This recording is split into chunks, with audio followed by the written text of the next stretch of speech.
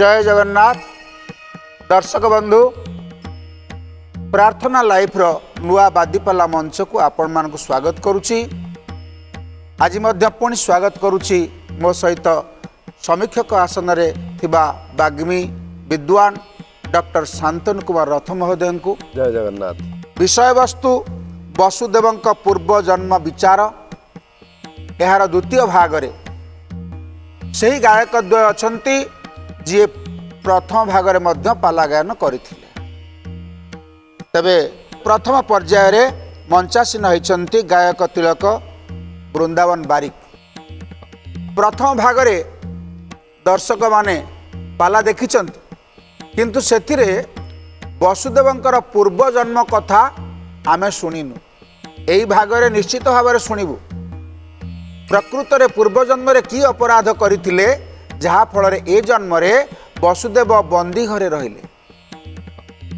तबे एई सूचना को आउ टिके स्पष्टीकृत करबा पई अनुरोध करबी डॉक्टर शांतनु रथ महोदय।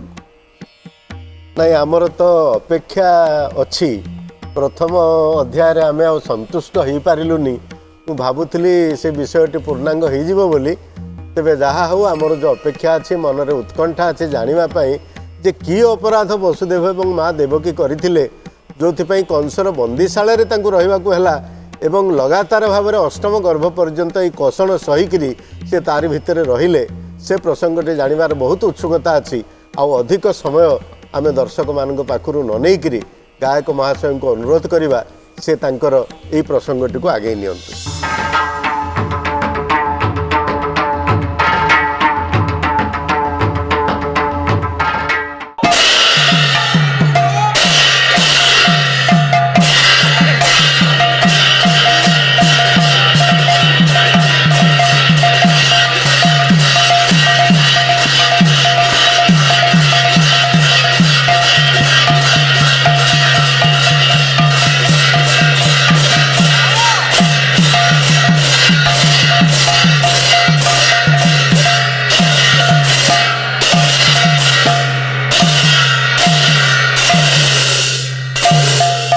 सजनी रे सुभिलाणी खोल कीर्तन सजनी रे सुभिलाणी खोल कीर्तन सजनी रे सुभिलाणी खोल कीर्तन चढ़ी आसिलेणी रथ चढ़ी आसिलेणी मन सजनी रे सुभिलाणी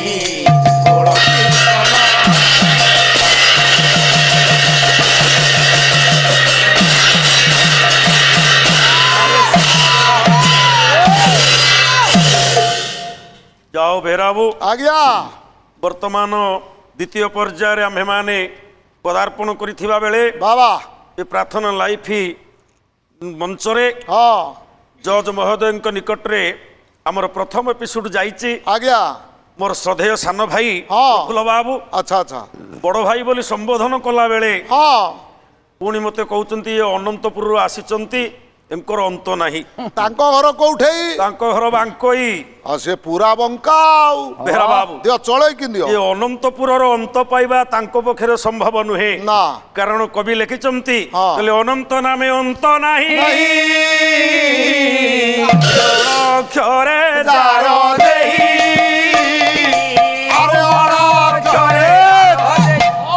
अनंत नामे अंत नाही हाँ। को अंत पाइबे जो जगार मु छाड़ी दे जाइथिली हाँ। प्रश्न टे करिथिली सान भाई हाँ। आसिले उत्तर करिवो काहीकि देवकी वसुदेवंकु कंस मृत्युभेद जानिला परे हाँ। एकाठी नै काहीकि रखिला। बाबा तमे बुली बुली कुआडे जाई कोउठी पहुंचलो तुमको धारा सीधारा जणा नाही। हाँ। सुन रामायणर पृष्ठभूमि को गले प्रकृत यार समाधान कौन मिलिवो। बस इठी महानाटकर गोटे श्लोक मु आनिबी आज्ञा जेतेबेले कंस काहीकि भौणी भेणी को एकाठी नै कि रखिला हाँ। साधारण तो समाधान हो जिवो। हाँ। आपण मानकर जेतेबेले भगवान राम मर्यादा पुरुषोत्तम वनवास जाइचंती आज्ञा। ये पटरे माया मृग करी मारीच को पठेइची रावण हाँ। अंतर्जामी जानिचंती अंतर्जामी जानिचंती जे रावण वर्तमान माया मृग करी मारीच को पठेइचंती बेस ପ୍ରଶ୍ନଟିଏ ମୋତେ ଦେଇଛନ୍ତି କଣ ସୀତା ସୀତା। ଗଲା ବେଳେ ହଁ।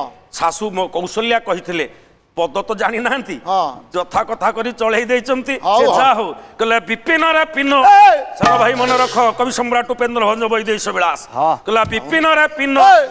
ଅପୂର୍ବ ଦ୍ରବ୍ୟ ଦେଖି ନ ମାଗିବୁ ଆରେ ଦ୍ରବ୍ୟ ଦେଖି ନ ମାଗିବୁ ଆରେ ଭଲା ଦ୍ରବ୍ୟ ଦେଖି ନ ମାଗିବୁ ଇଏ ବିନି ସହଦର ମଧ୍ୟରେ ଆଦର ତିନି ସହୋଦର ମଧ୍ୟରେ ଆଦର ବିନି ସହଦର ମଧ୍ୟରେ ଆଦର ତିନି ସହୋଦର ମଧ୍ୟରେ ଆଦର କରିବି ପଥରେ ଥିବୁରେ ବାସ୍ପେ ତିନ୍ତିଲାଉ ରହ ବାସ୍ପେ ତିନ୍ତିଲାଉ ରହ ପାଣି ନ ସ୍ଫୁରେ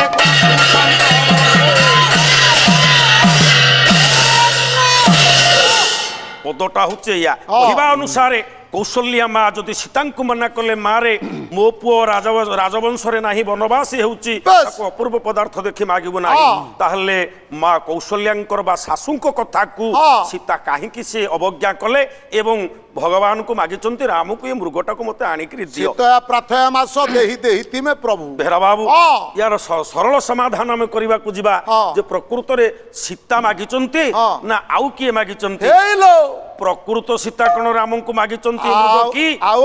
ନା ସିଏ ପ୍ରକୃତ ସୀତା ନୁହେଁ ତାହେଲେ ପ୍ରକୃତ ସୀତା କିଏ କିଏ? ଅନ୍ତର୍ଯାମୀ ଜାଣିଛନ୍ତି ଯେତେବେଳେ ମାରିଚ ପ୍ରସ୍ତୁତ ହେଇଛି ଆସିବା ପାଇଁ ହଁ। ପହଞ୍ଚିଛନ୍ତି ଜନକ ନନ୍ଦିନୀ ବା ସୀତାଙ୍କ ନିକଟରେ ମାୟାରେ ଲକ୍ଷ୍ମଣଙ୍କୁ ପଠେଇଛନ୍ତି ବନ୍ୟଫଳ ଆଣିବା ପାଇଁ ବେଶ୍। ଲକ୍ଷ୍ମଣ ଅନ୍ତର ହେଇଯିବା ପରେ ସୀତା ଠାକୁରାଣୀଙ୍କୁ ପଚାରିଲେ କହିଲେ ସୀତା ଠାକୁରେ ବର୍ତ୍ତମାନ ଆମେ ଲୀଳା ପ୍ରକଟ କରିବାକୁ ଆସିଛେ ହଁ। ତୁମେ ଯଦି ମୋ ପାଖରେ ରହିବ ବର୍ତ୍ତମାନ ରାବଣ ପ୍ରସ୍ତୁତ ହେଲାଣି ତୁମକୁ ନବା ପାଇଁ କଣ ନା କରିବି ପ୍ରଭୁ, ଯେ? ମୁଁ କଣ କରିବି ଯେ ସେଇଠି ଭଗବାନ ରାମ କହିଛନ୍ତି ଆପଣମାନଙ୍କର ସନ୍ଥ ତୁଳସୀଦାସ କହନ୍ତି ରାମ ଠାକୁର ବୁଝେଇଦେଲେ ସୀତାଙ୍କୁ ବେଶ୍। ଭଗବାନଙ୍କର କଥା ଅନୁସାରେ କ୍ରୋଟରଗ୍ନିକୁ ସ୍ମରଣ କରିଛନ୍ତି ହଁ। ଯେତେବେଳେ କ୍ରୋଟରଗ୍ନି ଆବିର୍ଭୂତ ହେଇଛନ୍ତି ଆଜ୍ଞା। ଅଗ୍ନି ଭିତରକୁ ମା ଜନକ ନନ୍ଦିନୀ ସୀତା ଯାଉଛନ୍ତି ବେଶ୍। ଏଣେ ପ୍ରତିବିମ୍ବ ସୃଷ୍ଟି ହେଇଛି ହଁ। ଛାୟା ସୀତା ରୂପରେ ନାମିତ ହେଇଛି ହଁ। ସେ ପ୍ରଭୁଙ୍କ ପାଖରେ ଛାଡ଼ି ପ୍ରକୃତ ସୀତା ଯାଇ ଅଗ୍ନି ଭିତରେ ରହିଛନ୍ତି ବେଶ୍। ତେଣୁ ଛାୟା ସୀତା କଣ ଜାଣିଥିଲେ ଶାଶୁ କୌଶଲ୍ୟା ମା ମତେ କହିଛନ୍ତି ଯେ ଅପୂର୍ବ ପଦାର୍ଥ ଦେଖି ମାଗିବୁ ନାହିଁ ବୋଲି ନାଇଁ ତ। ତେଣୁ ଇଏ ପ୍ରକୃତ ସୀତା ନୁହନ୍ତି ପ୍ରକୃତ ସୀତା ଯିଏ ସିଏ ରହିଲେ ଅଗ୍ନି ଭିତରେ ବେଶ୍। ତେଣୁ ଯେହେତୁ ଇଏ ହେଉଛନ୍ତି ଛାୟା ସୀତା ହଁ। ଶାଶୁ କହିଛନ୍ତି ବୋଲି ଜାଣିନଥିଲେ ତେଣୁ କରି ପ୍ରଭୁଙ୍କୁ ଅଳି କରି ମାଗିଦେଲେ ଏବେ ପ୍ରଫୁଲ୍ଲ ବାବୁ ତମ ଉତ୍ତର ମିଳିଗଲା ହଁ। ଆମେ ଆସିବା ପ୍ରକୃତରେ କଂସ ଯଦି ଜାଣିଲା ପରେ ଭଉଣୀ ଭେଣେଇକୁ କାହିଁକି ଏକାଠି ରଖିଲା ହଁ। ଗୋଟିଏ ମହାନାଟକରୁ ଶ୍ଲୋକ ମୁଁ ଦଉଛି ଶୁଣ କହିଲେ ହୈମ କୁରଙ୍ଗିନ ଚ ପୂର୍ବ ବାର୍ତ୍ତା ନ ଶ୍ରୁୟତି ବେଦ ପୁରାଣ ଶାସ୍ତ୍ରେ ये तथापि दृष्ट्वा रघुनन्दनेन विनाश काले विपरीत बुद्धि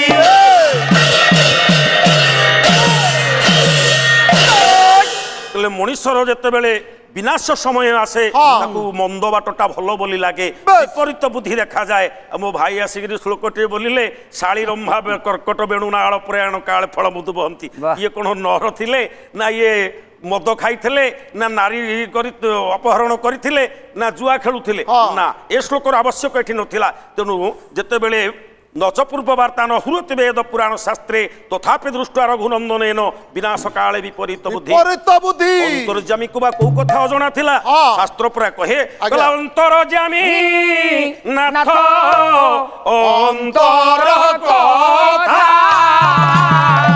ये अंतर्जामी नाथ अंतर कथा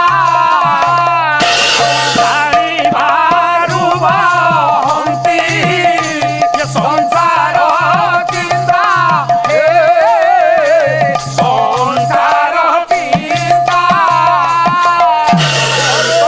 हेले मध्य तांकु विनाश समय आसबारु विपरीत बुद्धि देखागला यही न्याय कंस को मरण समय आसबारु तेणु विपरीत बुद्धि देखागला भौणी भेणी को लेकिन एकाठी बंदीशाला भितर रखिला आसंतु आमे जीवा वसुदेवंकर पूर्वजन्मर चरित्र कथा आमे कहिबा पाई गला बेले देवकी वसुदेव कौन दोष करथिले जे ए बंदीशाला भितर कंस ताकू रखिला एवं अनेक संतान सीता भितर जन्म देइचंती पंडित राज्यटीर नाम हेउछि कर्णाटक कटक भेर बाबू राज्य वर्णना दबाकू मते समय नाही तेणु राज्यर राजा हेउचंती श्रुतकेतु एवं रानी हेउचंती सुनीति अनेक आनंद मनरे थिले मध्य आपण मानकर उषाजंत काव्यरे कविवर राधानाथ राय कहंती सर्व सुखे थाई एक सुखुराए थिले वंचित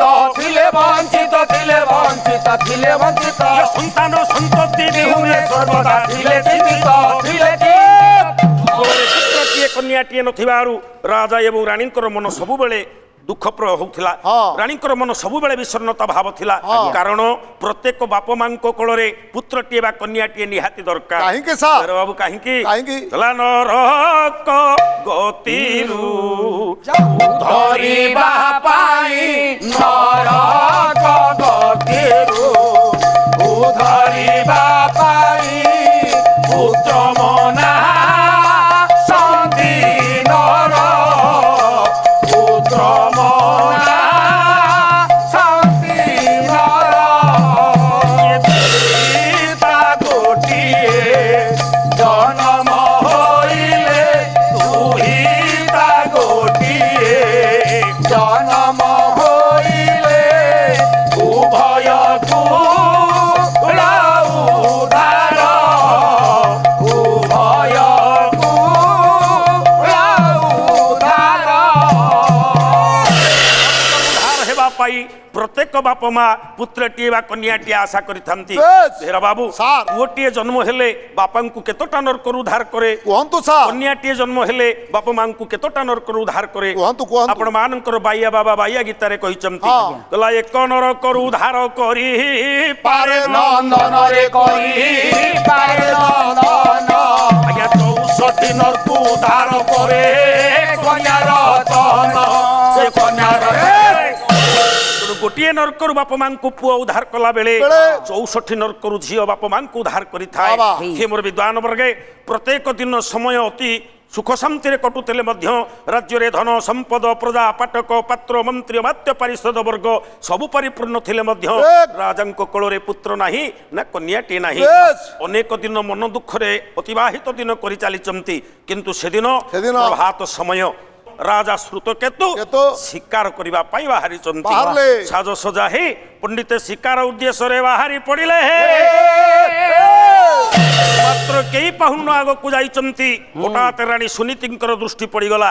ପୃଷ୍ଠଭାଗରୁ ଦୌଡ଼ି ଗଲେ, ଡାକିଲେ ମଣିମା। ସ୍ୱାମୀ ଆରେ କଣ ହେଲା? କୁଆଡେ ବାହାରିଲ ଯେ? ଆରେ ମୁଁ ପରା ଶିକାର କରିବାକୁ ଯାଉଛି। ମତେ ଟିକେ ଆଜି ସାଙ୍ଗରେ ନିଅ। ପଣ୍ଡିତ ହଠାତ୍ ରାଣୀ କହି ଦେଇଛନ୍ତି, ହେ ସ୍ୱାମୀ ମୋତେ ଟିକେ ଆପଣ ସାଙ୍ଗରେ ନିଅନ୍ତୁ।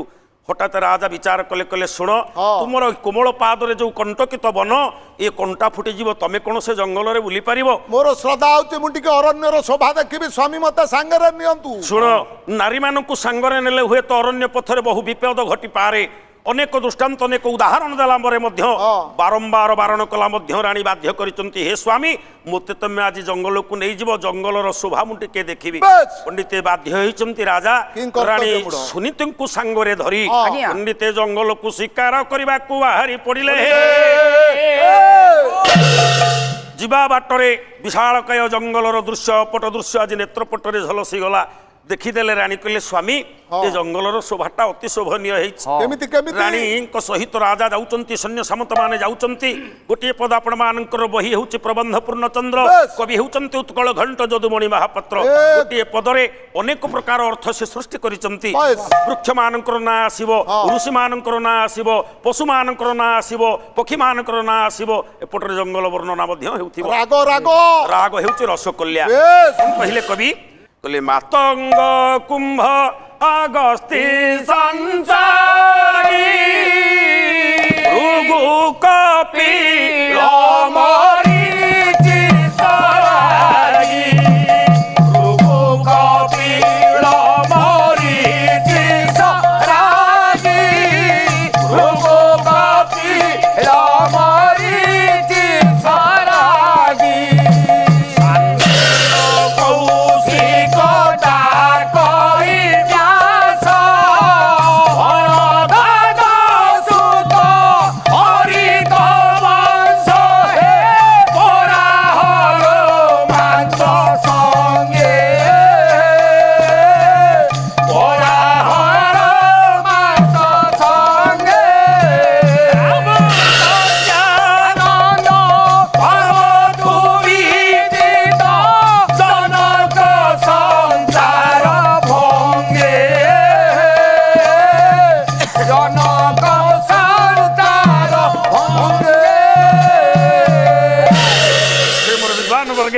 आपण मानकर कवि कहले मातंग कुंभ अगस्ती भृगु कपिल मरीचि सरागी सांडिल्य कौशिक व्यास भरद्वाज शुक हरितवंश अनेक ऋषि मानकर नाम को प्रथमे आनिला बेले द्वितीय अर्थरे कवि बेस। कहले मातंग कुंभ अगस्ती संसर्गी मातंग बोलमते हस्ती हस्ती। कुंभ बोलमते तार शुंढकु बेस। अगस्ती नामेण वृक्षरे संसर्गी बोलमते हसुछ एक बोले भृगु कपिल मरीचि सरागी देख रे। पर्वतर शेष भाग को भृगु बोली कहा जाए हाँ। तेणु मरीचिका मान सृष्टि होची पर्वतर शेष भाग को चाहिदेला बेले तापरे?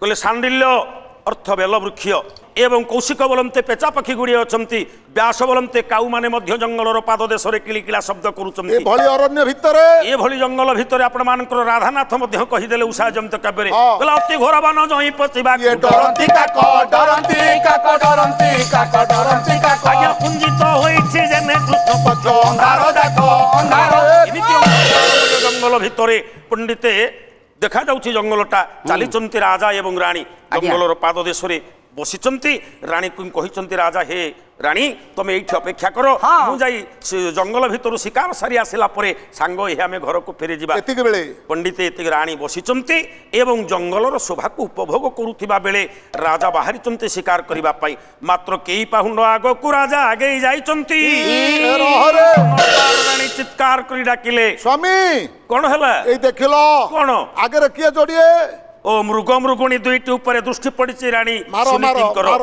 ମାର ମାର ପଣ୍ଡିତେ ମାରିବା ପାଇଁ କହିଲା ବେଳେ ରାଜା କହିଲେ ନାଇଁ ରାଣୀ ସିଏ ବର୍ତ୍ତମାନ ସନ୍ତାନ ପ୍ରସବ କରିବାକୁ ଯାଉଛି ସେ ଗର୍ଭିଣୀ ମୃଗୁଣୀଟିଏ ଗର୍ଭକଷ୍ଟ ଜାତ ହେଉଛି ମୁଁ ସେଭଳି ଜୀବକୁ କେବେ ହେଲେ ବିନାଶ କରିପାରିବି ନାହିଁ ନା ଯଦି ତୁମେ ମାରି ନ ପାରିବ ତାହେଲେ ମୁଁ ତାକୁ ବାନ୍ଧି ଆଣି ଏଇଠି ମୋର ଗଛ ମୂଳରେ ମୋ ପାଖରେ ବାନ୍ଧି ଦିଅ ମୁଁ ଆଜି ପର୍ଯ୍ୟନ୍ତ ସନ୍ତାନ ଜନ୍ମ କରିବାର ସୌଭାଗ୍ୟ ଲାଭ କରିନି ବେଶ୍। ତେଣୁ ଯଦି ସେ ପିଲା ଜନ୍ମ କରିବାର ମା ଜଣେ କେତେ କଷ୍ଟ ଅନୁଭବ କରେ ମୁଁ ତାକୁ ଉପଭୋଗ କରିବି ସେ ରାଣୀଙ୍କ କଥାରେ ରାଜା ସେଇ ମୃଗୁଣୀଟିକୁ ବନ୍ଧନ କରିଛନ୍ତି ପୁରୁଷ ମୃଗଟି ଯେତେ ପ୍ରକାର ମୁଣ୍ଡ ପିଟି କାନ୍ଦୁଛି ତଥାପି ରାଜା ତାକୁ ଛାଡୁନାହାନ୍ତି ନାରୀର କଥାରେ ପଣ୍ଡିତ ମୃଗୁଣୀଟିକୁ ବାନ୍ଧିକିରି ଭିଡ଼ି ଭିଡ଼ି ଆଣୁଛନ୍ତି ରାଣୀଙ୍କ ନିକଟରେ ବାନ୍ଧି ଦେଇ ଶିକାର କରିବାକୁ ଯିବେ ପଣ୍ଡିତ ଅତି କଷ୍ଟ ସହି ନ ପାରି ମୃଗୁଣୀ ଭଗବାନଙ୍କୁ ଡାକିଛି ସେଇଠି ହେ ମୋର ପଣ୍ଡିତ ବର୍ଗେ କଥାଟି ମୋର ଏଠି କହିବା ପୂର୍ବରୁ ମୁଁ ଗୋଟିଏ ପ୍ରଶ୍ନ ମୋ ଭାଇଙ୍କ ପାଇଁ ଦେବି ହଁ କାରଣ କୃଷ୍ଣ ଭଗବାନଙ୍କ ଉପରେ କଥା ଆମର ପଡିଥିଲା ଭାଗବତରୁ ଗୋଟିଏ ପ୍ରଶ୍ନ ଭାଇଙ୍କ ପାଇଁ ମୁଁ ଦେଇ ଯାଉଛି ପଦଟି କଣ ହେଲା ଶୁଣ ପରୀକ୍ଷଣ ରୂପମଣି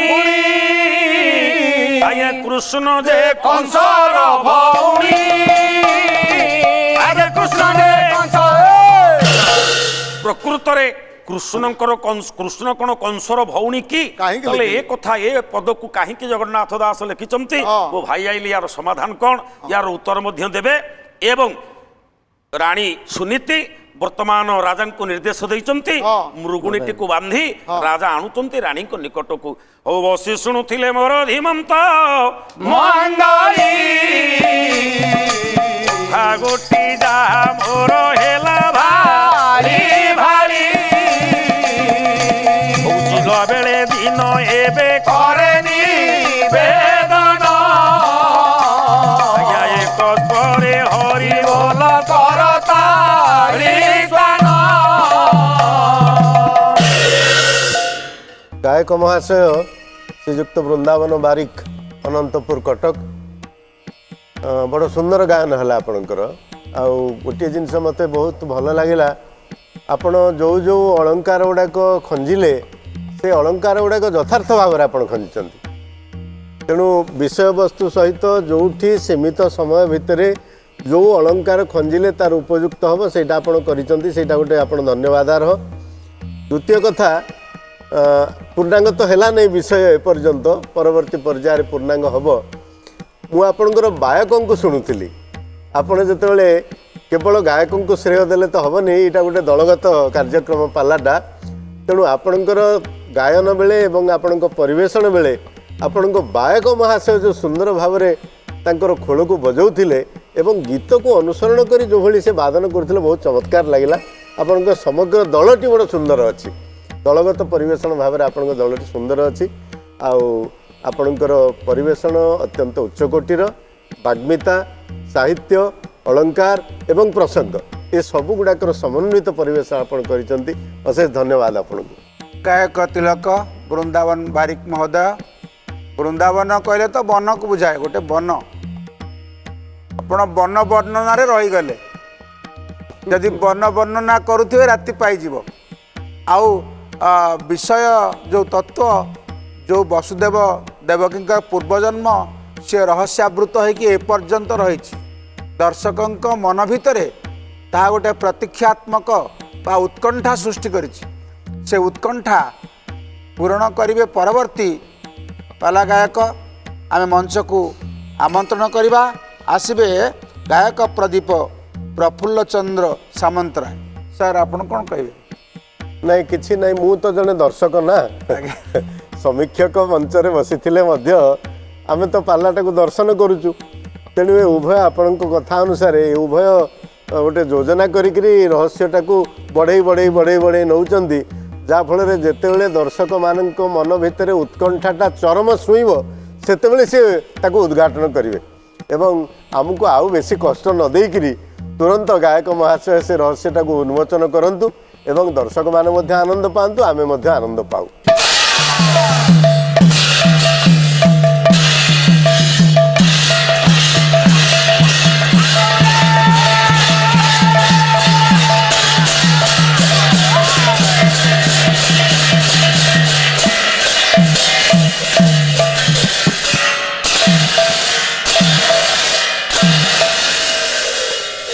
ବସୁଦେବଙ୍କର ପୂର୍ବଜନ୍ମର ବିଚାର ଆଜ୍ଞା ବିଷୟବସ୍ତୁରେ ଆମେ ଶେଷ ଭାଗରେ ପହଞ୍ଚିଛେ। ଆଚ୍ଛା ବୃନ୍ଦାବନ ଭାଇ ଆମର ସୁନ୍ଦର ଭାବରେ ବିଷୟବସ୍ତୁଟା ନେଲେ। ଆଜ୍ଞା ଆଜ୍ଞା ମୋ ପାଇଁ ଗୋଟେ ପ୍ରଶ୍ନ ରଖିଛନ୍ତି ଆଜ୍ଞା ଭାଗବତରୁ।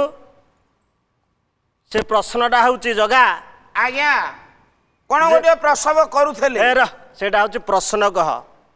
ଶୁଣ ପରୀକ୍ଷ ନୃପମଣି କୃଷ୍ଣ ଯେ କଂସର ଭଉଣୀ। ଭାଇଙ୍କର ପ୍ରଶ୍ନର ଉତ୍ତରଟା ଆମେ ସଙ୍ଗେ ସଙ୍ଗେ ଦେଇଦବା। ଆଜ୍ଞା ଆଜ୍ଞା ଇଏ ଭାଗବତ ଚରିତ, ତାର ତଳ ଦୁଇ ଧାଡ଼ି ବୋଲିଦେଲେ ସମାଧାନ ହେଇଯିବ। ଆଜ୍ଞା ଆମର ତ ବାକ୍ୟା ନାହିଁ। କୃଷ୍ଣ କଂସର ଭଉଣୀ ନୁହେଁ, କୃଷ୍ଣ କଂସର ହଉଛି ଭଣଜା। ଆଚ୍ଛା କିନ୍ତୁ କାହିଁକି ଭଉଣୀ କୁହାଗଲା ତା ତଳ ଦି ଧାଡ଼ିରେ ଜଗନ୍ନାଥ ଦାସ ଲେଖିଛନ୍ତି। ଆଜ୍ଞା ଆଜ୍ଞା ଶୁଣ ପରୀକ୍ଷ ନୃପମଣି କୃଷ୍ଣ ଯେ କଂସର ଭଉଣୀ, କୃଷ୍ଣ ଯେ କଂସର ଭଉଣୀ, କୃଷ୍ଣ ଯେ କଂସର ଭଉଣୀ। ଦେବକୀ ଗର୍ଭୁ ହେଲେ ଜାତ, ନାମ ବହିଲେ ଗୋପୀନାଥ। ର ଦେବକୀ ଗର୍ଭୁ ହେଲେ ଜାତ, ନାମ ବହିଲେ ଗୋପୀନାଥ। କୃଷ୍ଣ ଯେ କଂସର ଭଉଣୀ, ଦେବକୀ ଗର୍ଭୁ ହେଲେ ଜାତ। ଆଚ୍ଛା ଆଚ୍ଛା ଏଥର ଉତ୍ତର ମିଳିଲା। ଆଜ୍ଞା ଆଜ୍ଞା ଜଗା ଆଜ୍ଞା ଭାଇଙ୍କର ପ୍ରଶ୍ନର ଯଥାର୍ଥ ଉତ୍ତର ଦେଇଦେଲି। ହେଲା ଭାଇକି ଯୋଉ ପ୍ରଶ୍ନ ମୁଁ ପଚାରିଥିଲି ବୃନ୍ଦାବନ ଭାଇ, ଆପଣ ଯୋଉ ପ୍ରଶ୍ନଟା ଉତ୍ତର ଦେଲେ ମୁଁ ସାଟିସ୍ଫାଏଡ୍ ନୁହଁ, ମୁଁ ସନ୍ତୁଷ୍ଟ ଏଥିରେ ନୁହଁ। କାହିଁକି? ସୀତା ତାଙ୍କ ଶାଶୁଙ୍କର କଥା ମାନିଲେନି। ଆଜ୍ଞା ମୋ ପ୍ରଶ୍ନ ଥିଲା ତାଙ୍କ ଶାଶୁଙ୍କ କଥା କାହିଁକି ମାନିଲେନି? ଉତ୍ତର ଆପଣ କ'ଣ ଦେଲେ? ମହାନାଟକର ସେ ଶ୍ଲୋକ, ମୁଁ ତ ମହାନାଟକର ଶ୍ଲୋକ ଗାଇଲି। ଆଜ୍ଞା ଆଜ୍ଞା ଅନଗନେନ୍ଦ୍ରଙ୍କର ସେ ପଦ ମଧ୍ୟ ଗାଇଛି। ସାର୍ କହୁଥିଲେ ସେ ସୀତା ପ୍ରକୃତ ସୀତା ନୁହେଁ। ସେ ପ୍ରକୃତ ସୀତା ନୁହଁ। ଜାଣିପାରିଲେନି ଶ୍ରୀରାମଙ୍କୁ ମାଗି। ସେ ଛାୟା ସୀତା। ଆଜ୍ଞା ସେ ଛାୟା ସୀତା ନା ମାୟା ସୀତା? ତାର ଉତ୍ତର କ'ଣ ସେଇଆ? ସେ ଯାହା ହେଉ ଆଜ୍ଞା ବିଷୟବସ୍ତୁଟା ଯୋଉଠି ଆପଣ ଛାଡ଼ିଛନ୍ତି ମୁଁ ସେଇଠି ବିଷୟବସ୍ତୁଟା ନେବି। ଆଜ୍ଞା ରାଜା ସୁତକେତୁ ଯାଇଛନ୍ତି ମୃଗୟା କରିବା ପାଇଁ। ଗୋଟେ ରାଜା ମୃଗୟା କଲେ କ'ଣ ଅପରାଧ ହୁଏ? ଖାଲି ରାଜା ସୁତକେତୁ ନୁହଁ, ସଂସାରରେ ଯେତେ ରାଜା ଅଛନ୍ତି। ଶ୍ଲୋକ ଗାଉଛି ବ୍ୟାସଙ୍କର। ଆଜ୍ଞା ଆଜ୍ଞା ବ୍ୟାସଙ୍କର ଗୋଟେ ଶ୍ଲୋକ ଗାଉଛି। ବ୍ୟାସ କହିଲେ ରାଜା ମାନେ କ'ଣ କରିବା ଉଚିତ, କ'ଣ ନ କରିବା ଅନୁଚିତ। ଆଚ୍ଛା ବାଗର୍ଥା ପ୍ରତିପ୍ରତ୍ୟୟ ଆପଣ ଯାହା ଲେଖିଛନ୍ତି, ଆପଣଙ୍କର କାଳିଦାସ ଲେଖିଛନ୍ତି ରଘୁବଂଶ କାବ୍ୟରେ। ଆଜ୍ଞା କାଳିଦାସ ଲେଖିଛନ୍ତି ରଘୁବଂଶ କାବ୍ୟରେ। ପୁରାଟା କହନ୍ତୁ। ବାଗର୍ଥା ବିବ ସମ୍ପୃକ୍ତ ବାଗର୍ଥା ପ୍ରତିପ୍ରତ୍ୟୟ ଜଗତ ପିତରୌ ବନ୍ଦେ ପାର୍ବତୀ ପରମେଶ୍ୱର। ବାଗଦଣ୍ଡସ୍ତୁ ପାରୁଷ୍ୟ ଅର୍ଥଭୂଷଣ ମେ ବଚ ପାନାମୁ ସ୍ତ୍ରୀ ମୃଗୟା ଦ୍ୟୁତ ବସନ ସପ୍ତଦା ପ୍ରଭୁ।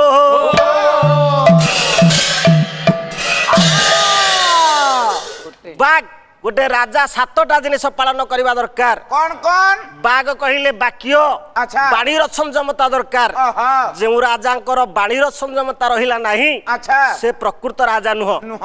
आपण माने पुराण को जानतु ए। से दिन दुर्योधनर बाणीर संयमता रहिलेनी एहे। दुर्योधन से दिन कहिला हे भगवान कृष्ण को कहिला आज्ञा, आज्ञा। जेतेबेले भगवान कृष्ण दुर्योधन निकट रे पहुंचले 5टा पड़ा मागिबा पाई आहा। 5 पड़ा हस्तिना बारुणा जयंता इंद्रप्रस्थ जमप्रस्थ जमप्रस्थ। कायक केसरी उदयनाथ रथ शर्मा भाषा रे आज्ञा, आज्ञा। थोकाए समय थाकिले द्वारे जादव इंदोरे द्वारे जादव थरे जुग मुख पाइनी जार पादुका बिंदु जो भगवान कृष्णଙ୍କର पादुका बिंदु पाइबा पाई कोटि कोटि कल्प बसी तपस्या करी मुनि ऋषि माने पाई नथिले से भगवान कृष्ण दुर्योधन द्वारे छिड़ाइछंती 5 पड़ा मागिबा पाई जाइछंती कहले गोटिए पड़ा दुर्योधन तू देई दे सेदिन दुर्योधन कोन कहिला आज्ञा। आपनकर व्यासकृत संस्कृत महाभारत रे व्यास कहिली शुचि स्नान शुचि अग्रेण विद्यते न चमेदिनी तदर्थम नैव दासामि ये बिना युद्धे हे केशव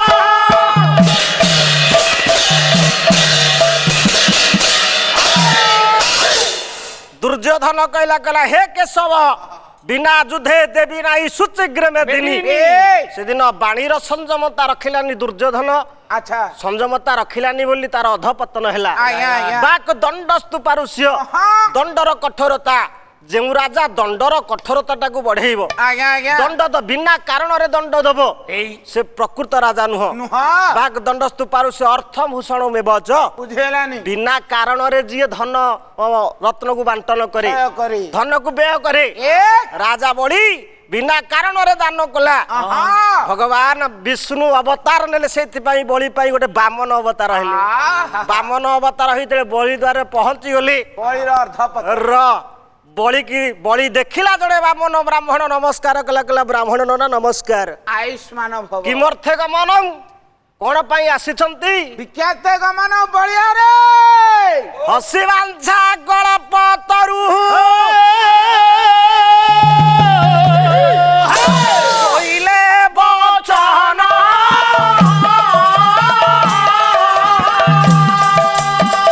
गळप तरु हेबा पाई बळाए छोमन आरे गाभी कराजन आरे गाभी कराजन आरे गाभी कराजन देवू की त्रिपाद भूमि हेबाको भाजन से दिन बलिर अधपतन अच्छा अच्छा बलि बिना कारण रे हाँ। दान देला बोली बलि पाताल को गला अच्छा। काई केते कथा कहली ना बाग दंडस्तु पारुष्य अर्थभूषण में बच पानम स्त्री मृगया दीतम हाँ। पानम जो राजा मद्यपान कला अच्छा। से प्रकृत राजा नुह नुह। द्यूत जो राजा जुआ खेलिला से दिन दूत द्यूत क्रीड़ा कले किए ना पंच पांडव माने अच्छा जुआ खेलिला बोली वनवास हैला स्त्री की रखिले से दिन राजा नल द्यूत क्रीड़ा कले बोली राजा नल को विपद पड़िला राजा नल वनवास गली दीतम पानव स्त्री मुर्गया दीतम हाँ। जो राजा मुर्गया करने को जाए ताको विपद पड़े आज्ञा आज्ञा से दिन राम मुर्गया करने को गले सीता को चोरी कर नेला रावण रावण नेला एठी राजा सुतकेतु जाइछंती मुर्गया करिया पाई आज्ञा गोटे राजार कोन प्रकृत कर्म गोटे मृगबध करिबा नाई जीव हत्या महापाप हाँ जी जीव हत्या करे से प्रकृत राजा नुह राजा रानी मुर्गया करिया पाई जाइछंती अरण्य रे देखिले आसवा पर्सन मुर्गुणीटी गोटे मुर्गुणी तार छुआ को जन्म देवा पाई उद्यत रानी कर नजर पड़ीगला रानी को कोल तो पुओ झियो नहीं रानी काई के प्रसव वेदना जानिबे आज्ञा आज्ञा रानी कहले महाराज आपण से हरिणी टाकू बंधन करंतु आसवा पर्सन मुर्गुणी आज्ञा। से केमिति छुआ जन्म करूची मु ताकू टिके देखिबी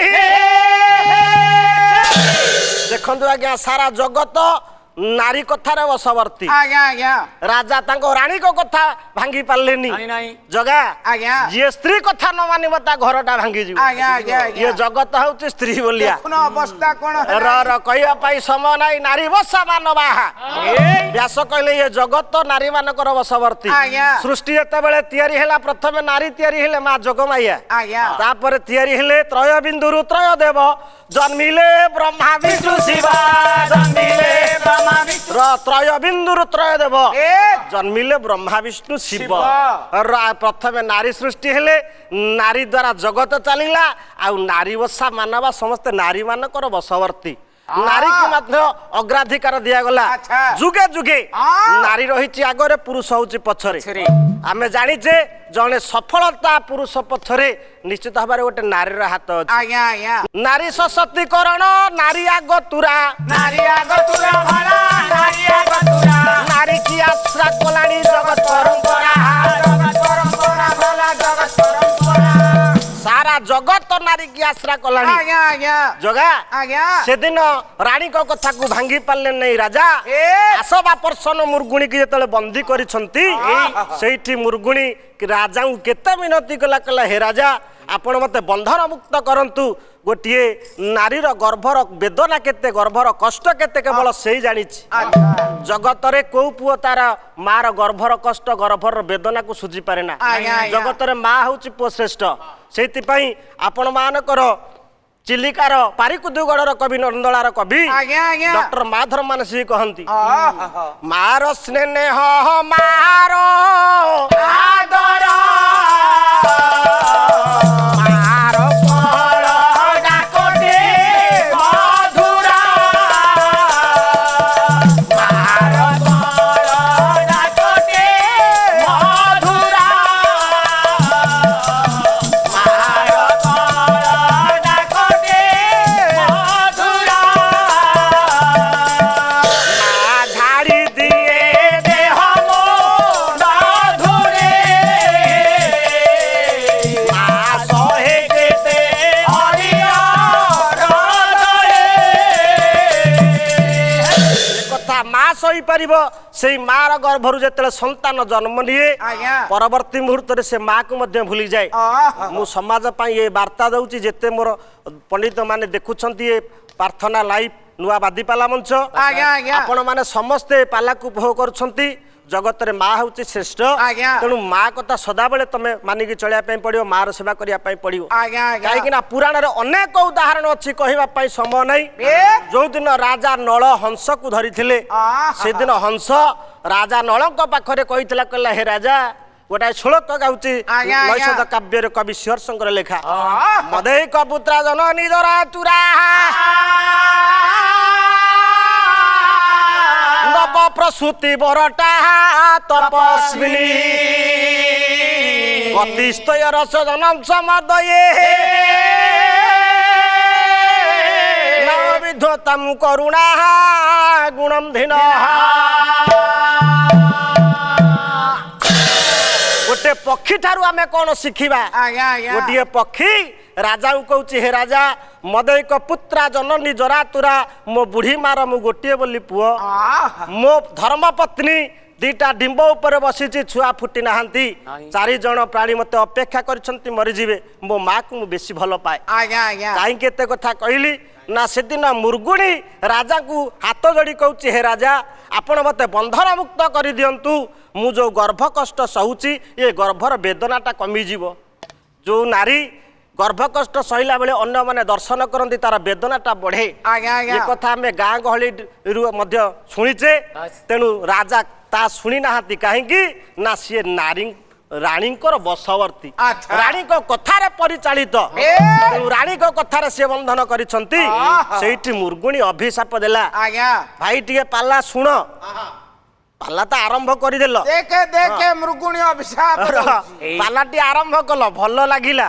किंतु कुआडू कुआडू बुली बुली बईटा सीधा को गला नहीं आज्ञा, आज्ञा। बुली बुली सेठी पहुंचला जाहु हाँ, हाँ। आपण आरंभ करछंती जेहेतु बईटा आज्ञा। आपण ठीक भाबे नबा कथा आज्ञा। शुणतु सेदिन मुर्गुणी अभिशाप देला हे राजा कहला, हे राजा हे राणी मु जत्ते बेले प्रसव करूची आपण मते बंधन कले ମୁଁ ଆପଣଙ୍କୁ ଅଭିଶାପ ଦଉଛି ଆପଣଙ୍କର ଧର୍ମ ପତ୍ନୀ ଆପଣଙ୍କର ରାଣୀ ଯେତେବେଳେ ଛୁଆ ଜନ୍ମ ଦେବେ ସେତେବେଳେ ସେ ବନ୍ଧନ ଅବସ୍ଥାରେ ଥିବେ ତମେ ରାଜା ରାଣୀ ଦୁଇ ଜଣ ବନ୍ଧନ ଅବସ୍ଥାରେ ଥିବ ତମ ରାଣୀ ସେ ଗର୍ଭର କଷ୍ଟ ବନ୍ଧନ ଅବସ୍ଥାରେ ସହନ କରିବେ ଏବଂ ଛୁଆ ଜନ୍ମ କରିବେ ଏ ଅଭିଶାପ ମୃଗୁଣୀ ଦେଇଦେଲା ପାଖରେ ତାର ପୁରୁଷ ମୃଗ ମଧ୍ୟ ବୁଲୁଥିଲା ପୁରୁଷ ମୃଗ ଯେତେ କାକୁତି ମିନତି ହେଲା ରାଜା ତାକୁ ବନ୍ଧନ ମୁକ୍ତ କଲେ ନା ମୃଗୁଣୀ ଚିନ୍ତା କଲା କେମିତି ମୋର ଗର୍ଭର କଷ୍ଟ ଟିକେ କମିବ ବେଦନାଟା କମିବ ମୃଗୁଣୀ ପ୍ରଭୁଙ୍କୁ ଚିନ୍ତା କଲା ପଙ୍କଜ ମୁଖ ହେ ଶରଣ ରଖ ରଙ୍କର ତନ ମୁହେଲିନି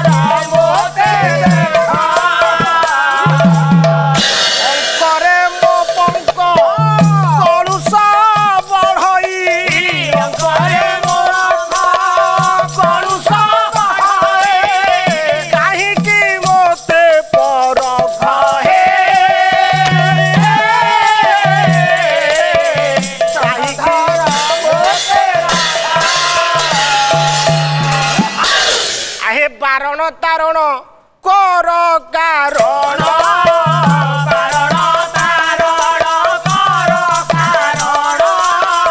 ଶରଣ ଶରଣ ପଦ୍ମ ଚରଣ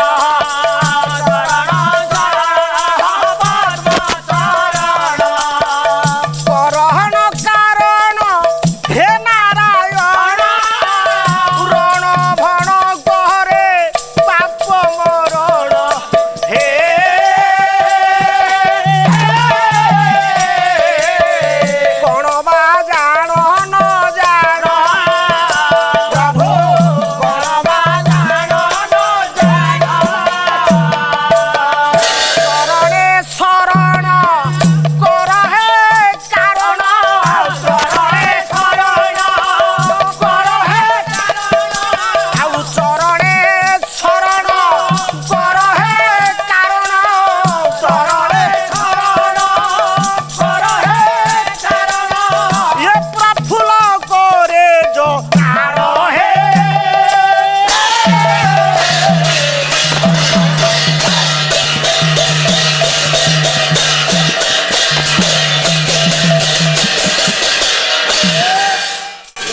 ସେଦିନ ମୃଗୁଣୀ ଭଗବାନ ବିଷ୍ଣୁଙ୍କୁ ପ୍ରଭୁଙ୍କର କୃପା ହେଇଛି ମୃଗୁଣୀ ଗୋଟେ ସୁନ୍ଦର ଶିଶୁ ଜନ୍ମ ଦେଇଛି ରାଜା ଚିନ୍ତା କଲେ ଯୋଉ ମୃଗୁଣୀ ଅଭିଶାପ ଦେଲା ରାଜା ଫେରି ଆସିଲେ ରାଜ୍ୟକୁ ମନ ତାଙ୍କର କଷ୍ଟ ହେଲା ରାଣୀଙ୍କ କଥାରେ ଆଜି ରାଜା ଅଭିଶାପ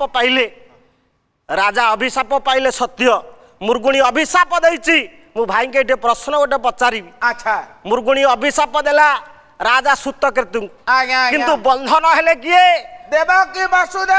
ଦେବକୀ ବସୁଦେବ ବନ୍ଧନ ଅବସ୍ଥାରେ ଛୁଆ ଜନ୍ମ କଲେ ଯଦି ଦେବକୀ ବସୁଦେବ ବନ୍ଧନ ଅବସ୍ଥାରେ ଛୁଆ ଜନ୍ମ କଲେ ରାଜା ସୁତକେତୁଙ୍କ ପରେ ଦେବକୀ ବସୁଦେବ ଜନ୍ମ ହେଲେ ନା ତା ପୂର୍ବରୁ ଆଉ କେତେଟା ଜନ୍ମ ତାଙ୍କର ଅଛି ଭାଇ ଟିକେ ବସିକି ଉତ୍ତର ମତେ ଟିକେ ଦିଅ ଆଉ ସାନ ଭାଇ ପ୍ରଫୁଲ୍ଲ ବାବୁ ଯାହା ପ୍ରଶ୍ନ କଲ ଯେ ଶ୍ରୁତକେତୁ ମୃଗୁଣୀ ଠାରୁ ଅଭିଶାପ ପାଇଛନ୍ତି ଏବଂ ଦ୍ୱାପର ଯୁଗରେ ଦେବକୀ ବସୁଦେବ ଜନ୍ମ ନେଇଛନ୍ତି କର୍ମଫଳ ଭୋଗିଛନ୍ତି ଦେବକୀ ଏବଂ ବସୁଦେବ ତା ମଝିରେ ଆହୁରି କେତୋଟି ଜନ୍ମ ମଧ୍ୟ ଯାଇଛି ଶ୍ରୁତକେତୁଙ୍କ ପରେ ଜନ୍ମ ନେଇଛନ୍ତି ଶତରୂପା ଏବଂ ମନୁ ଦ୍ୱିତୀୟ ଜନ୍ମ ନେଲେ ବାମନ ଅବତାର ଭଗବାନ ହେଲେ କଶ୍ୟପ ଏବଂ ଅଦିତି ତୃତୀୟ ଜନ୍ମରେ ଜନ୍ମ ନେଇଛନ୍ତି ଦଶରଥ ଏବଂ କୌଶଲ୍ୟା ଏବଂ ଦ୍ୱାପର ଯୁଗରେ ଦେବକୀ ବସୁଦେବ ରୂପରେ କର୍ମଫଳ ତାଙ୍କୁ ଫଳିଛି ଏବଂ ମୃଗୁଣୀର ଅଭିଶାପ ପ୍ରତିଫଳିତ ହୋଇଛି ଦେବକୀ ବନ୍ଧନ ଅବସ୍ଥାରେ ପୁତ୍ରକୁ ଜନ୍ମ ଦେଇଛନ୍ତି ଭଗବାନଙ୍କୁ ଜନ୍ମ ଦେଇଛନ୍ତି ଠିକ ଅଛି ଭାଇ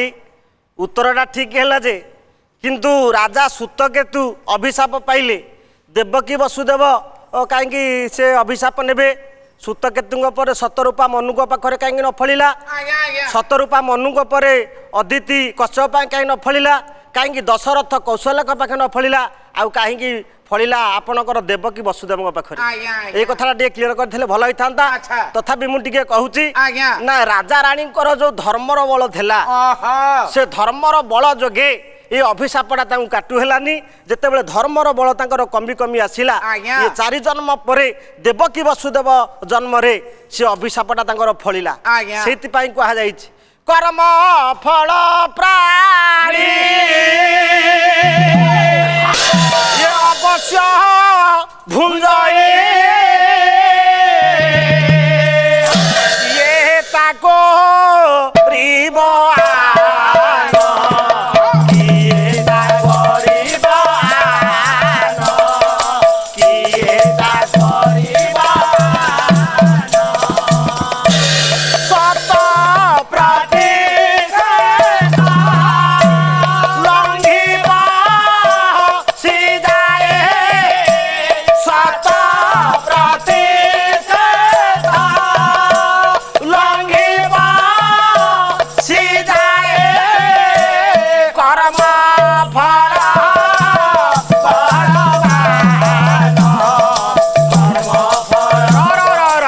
जगतरे जी जो कर्म करिवो सी तार फल निश्चित भाव में पाइबो। ये जन्म रे नहले मध्य आर जन्म रे काहेकि ना जो जन्म रे करिछि से जन्म रे न पाइल आर जन्म रे तार फलटा निश्चित भाव में पाइबो। ये कथार अनेक उदाहरण अछि। जेउन दिन राजा दशरथ श्रवण कुमार को वध कले, से दिन श्रवण कुमार कहले राजा ये दोष आपणकर नुह। हाथ जोड़ी देले राजा दशरथ कहले श्रवण मु तुमको सरविध करिछि, दोषटा होछि मोर।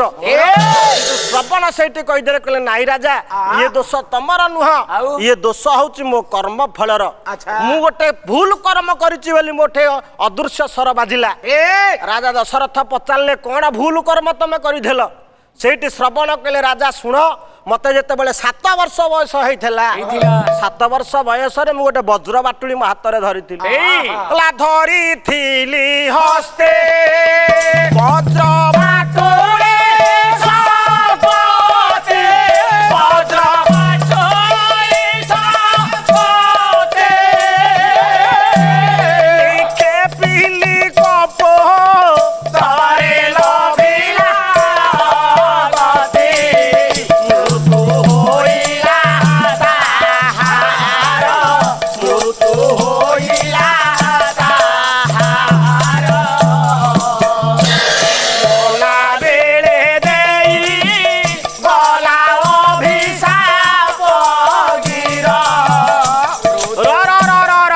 सेदिन अभिशाप देला मोला बेले कपत ना हे श्रवण अरे रे पापिष्ट कलु केड़े मन्द कर्म कलु केड़े मन्द कर्म प्रणय काल रे जानी देलु मोर मर्म केन अभिशाप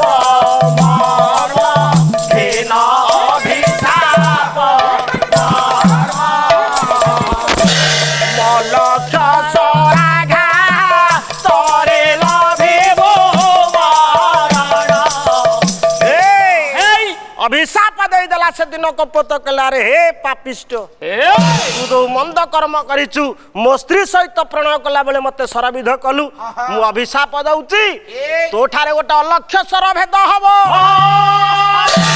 श्रवण कुमार कही देला से दिन राजा दशरथ को कहला राजा ये दोषटा तमर नुह मोर कर्म फल। संसार रे जे जो कर्म करिवो ता पई फल थुआ heiछि, से कर्म फल निश्चित भाग रे भोगिबो। तेणु ये देवकी वसुदेव पूर्व जन्म रे जो कर्म करथिले से कर्मर फल स्वरूप जो मुर्गुणी की से बंधन करथिले आशवा पर्सन मुर्गुणी अभिशाप देइथला। ये जन्म रे आजिर जो विषय हमर थिला जे देवकी वसुदेवंकर पूर्व जन्मर विचार, वसुदेवंकर पूर्व जन्मर विचार रे तांकर कर्मल सी कर्मफल सी भोगिले। तेणु पूर्व से मुर्गुणी की बंधन करिथिबारु राजा राणी ये द्वापर जुगरे वसुदेव देवकी अवस्था बंधन रे छुआ जन्म गले गोटे नुह छटा छुआ को जन्म देले सप्तम छुआ हरम चाल अष्टम गर्भरे नारायण आसीबे तापर कंसर विनाश होइछि पुराण तो अन्य कथा अछि एठी विषय वस्तु समापन होइछि ये विषय वस्तु को आम ये विश्राम दबा पुराण तो अनेक कथा अच्छी अनेक सूत्र तार अच्छी बोला दिन जनस्य संरक्षण दिन जनस्य संरक्षण आनंद सागरे पीर दरबारे हरि बोला हुड़ाहुड़ी दियो विश्व दुख जाऊ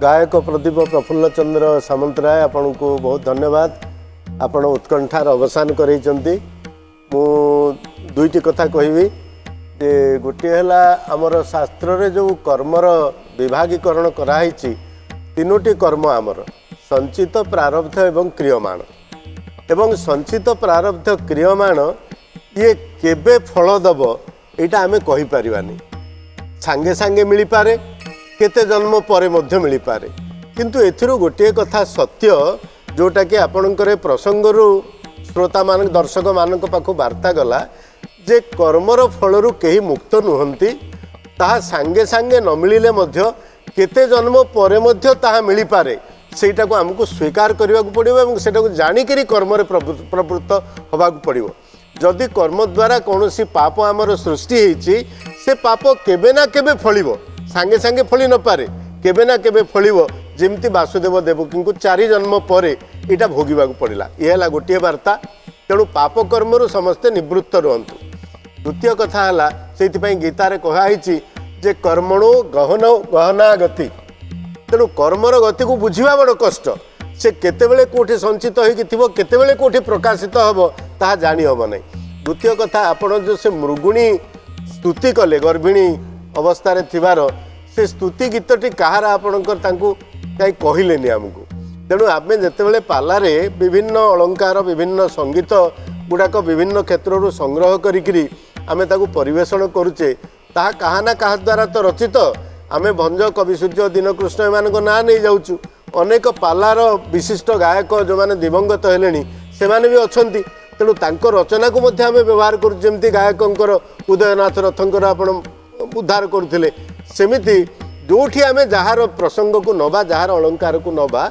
समस्तंकर नाटा को उद्धृत कले सेटा भल हम बोली मोर गोटे विचार यहाँ गोटे विनम्र भाव में मुझे समस्तंकर अवगति निमंते कहली जहार अलंकार को आमे नबा जहार रचना तांकर नाम को सेठी आमे स्वीकार करवा आपन को बहुत धन्यवाद।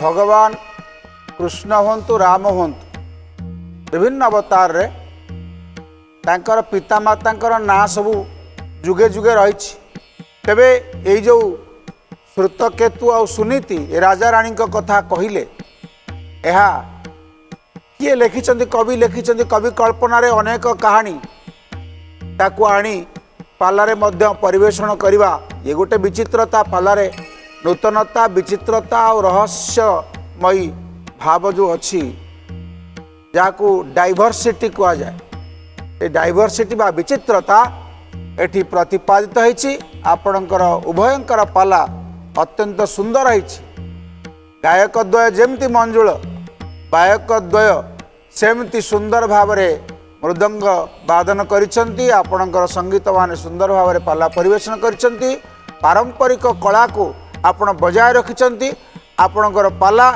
आउरी समृद्ध हो यह कामना करुछु आज पाई विदाय नौछु दर्शक बंधु पुणी आसबू आपण मान निकट को एक नूतन प्रसंग नहीं जय जगन्नाथ।